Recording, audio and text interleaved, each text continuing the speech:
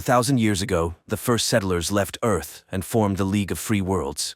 Some got warm, sun-drenched planets, while others were fated to be born on a planet covered with impenetrable swamps. People built a model city there where order, prosperity, and total control reigned. Christie was among those who couldn't reconcile with such an existence, which landed her in prison. But since there is no death penalty on planet XT-59, a group of 10 prisoners is sentenced to lifelong exile in the swamps. If lucky, they might reach the Paradise Islands, but no one recalls such instances since the swamps are teeming with dangerous creatures. This time, as the prisoners were prepared for their last journey, the captain incapacitates one of the prisoners, his head shrouded in a sack, and orders him to move forward. The prisoner inquires about the security barrier and begins to move very cautiously. He miraculously avoids the hit from the security's invisible barrier, and the captain orders to deactivate the protection. Then, the captain reads the sentence and removes the sack from the prisoner's head, followed by an order to give the prisoners a metal box with supplies. They have an hour to set off, or the guards will kill them on the spot. One of the women goes into hysteria, claiming she's a tourist and innocent. She tries to run, but Christie catches and calms the unfortunate woman. The prisoner, freed from the sack, suggests that people introduce themselves. He is Irwin, but the initiative is intercepted by the formidable-looking Yost, nicknamed the Polar Wolf, who knows these swamps well as it's not his first exile. The wolf wants to know everything about each member of the team, but their acquaintance is interrupted by the appearance of a dangerous local creature living underground, called the Pagan. The creature senses vibration and moves towards it, dragging its prey underground. Christie declares that she intends to only listen to Irwin. Yost reminds her of his superiority, to which Irwin proposes to divide the supplies and opens the box. He manages to grab only a knife when the others pounce on the box with supplies. The wolf again reminds everyone that he's the boss, but Irwin refuses to listen to a prisoner and announces his departure to the Paradise Islands. Christie joins him, but first, they want their share of the supplies. The wolf's henchman tries to claim rights over Christie. Then Irwin puts a knife to his throat, reminding that any attempt of the prisoners to destroy each other will result in them being immediately shot on the spot. So, the wolf has no choice but to give the pair their share of supplies. Additionally, Irwin requests the metal box itself in exchange for a portion of food, and the wolf agrees to give it away.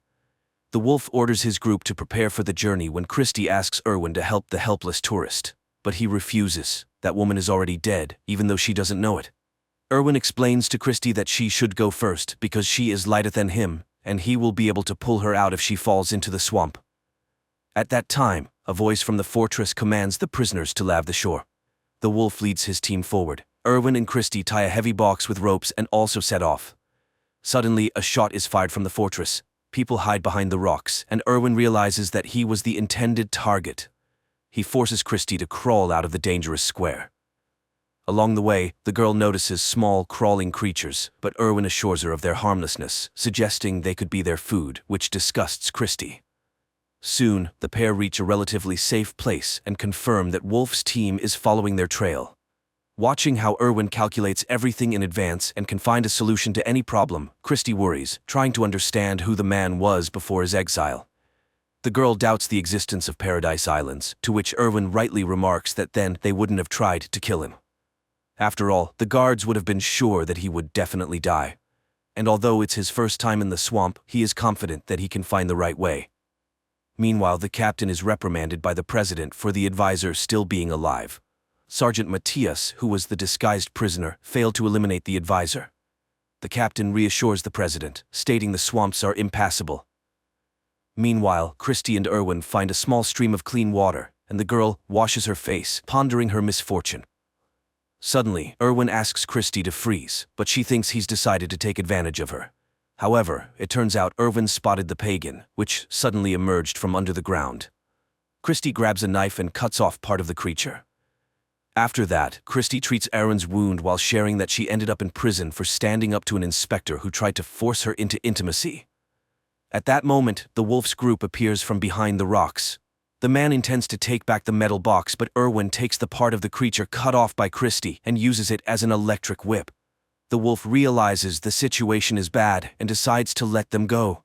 The pair leaves, but the wolf stubbornly follows their tracks. Erwin heard that on the rotten shore there's a place where former prisoners live, and the wolf is their leader. He follows them, hoping that the pair will first fall into a swamp trap. Erwin notices the tips of the pagan sticking out of the ground and orders Christie to lie down, be silent, and not move. They do so, watching as a gigantic root of the pagan appears over the wolf's group, dragging several people underground. Meanwhile, the president again contacts the captain, who assures that he has taken the necessary measures and his man is on the trail. In the swamps, Erwin and Christie stop for the night. The man is ready to talk about himself if the girl solves his riddle about the cost of a chocolate bar. But while he states the conditions of the riddle, Christie falls asleep. The girl wakes up to a strange sound and sees a wave of creatures approaching them. She tries to run, but Erwin throws her into the box, climbs in himself, and closes the lid. The pair waits out the invasion, and although the box's lid is eventually breached, the people remain unharmed. Finally, silence falls, and they emerge outside. Christie's first question is about the answer to the riddle, and knowing it, she calms down. Now the box is no longer needed, and the pair throws it away. Soon they reach the liquid part of the swamp.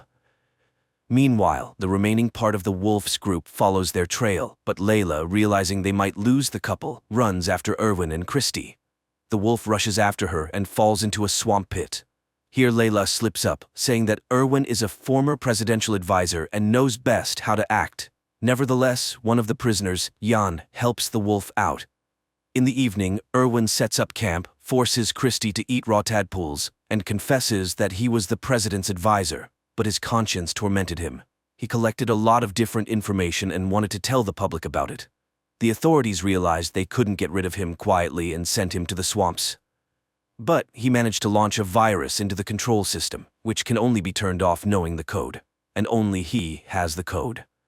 So, after the system's collapse, free people will be able to build their new free city management system.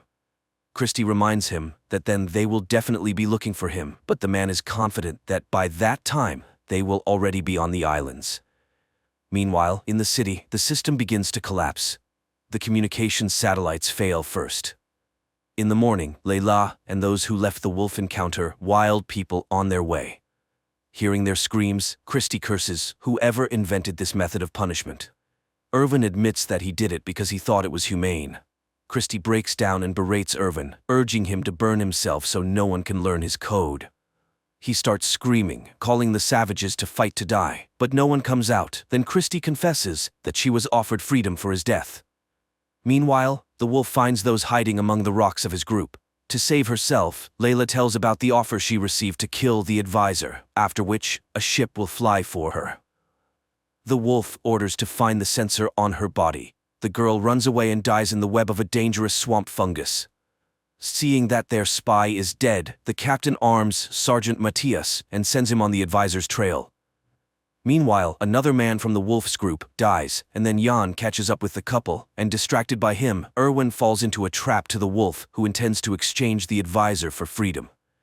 Erwin, tied up, tries to persuade Christie to run, but she suddenly kisses him. The wolf forces Erwin to stand, but he mocks the prisoner, and the wolf has to carry Erwin on his back. Meanwhile, Sergeant Matthias's group lands in the ruins of the old prison where wild criminals live. Soon the wolf's group also gets there. Leaving the tied advisor and Christie aside, the wolf goes to negotiate with the sergeant. But while they are agreeing, Erwin frees himself and escapes. The wolf promises to find him but gets shot by the sergeant, after which Matthias finds Christie and Jan, and killing the latter leads the girl forward. Erwin confronts Matthias and demands to release Christie in exchange for himself. The military agrees but shoots a tranquilizer, hitting Christie, and himself receives a knife in the back from the fatally wounded wolf. Erwin thanks the dying man, who advises not to go to the Paradise Islands because they don't exist. Then he drinks poison to avoid suffering. Later, Erwin, carrying Christie in his arms, reaches the sea, and the advisor realizes that the Paradise Islands are rafts made of plants, and they can cross the strait on them. Meanwhile, the captain loses contact with Matthias and realizes that further search for the advisor is useless, but he sends the last combat drone after him. At this time, Christie comes to her senses and realizes that their island is gradually sinking. The prisoner with them, Job, hears this and goes into the water to save the couple. Soon they hear the sound of an approaching drone, but the drone fails to reach them and falls into the water, thereby proving that Irwin's virus worked and the city's control system is destroyed. Their joy is overshadowed by a cliff appearing ahead. The couple wraps themselves in their plant-made island and miraculously survives a gigantic waterfall. Soon, they reach the shore, where a secret bunker is set up in case of the president's escape, designed and built by Irwin. But he doesn't know the entire code. The last figure was entered by the president. There are only 2 attempts, so guessing it is impossible. Then Christie remembers the riddle about the chocolate bar and, knowing the president's answer to it, which Irwin also posed to him, suggests entering the number he named. And the bunker opens, but then it turns out that the hidden spaceship there is single-seated. Irwin insists that Christie should fly alone, but she refuses because she loves him. In the last scenes of the movie, the voices of Christie and Irwin are heard, making it clear that they somehow managed to squeeze into the spaceship together. Thanks to their rescue, the League of Free Worlds learned the truth about the planet and destroyed the remnants of the Total Control System. But 10 years later, a new system was established on planet XT-59, much more cruel than the previous one. The movie is simple and at times imperfect, but it's truthful and unexpectedly relevant because no one can bring freedom to the people from the outside. Everything is achieved only through one's own efforts and by taking responsibility for oneself and no one else.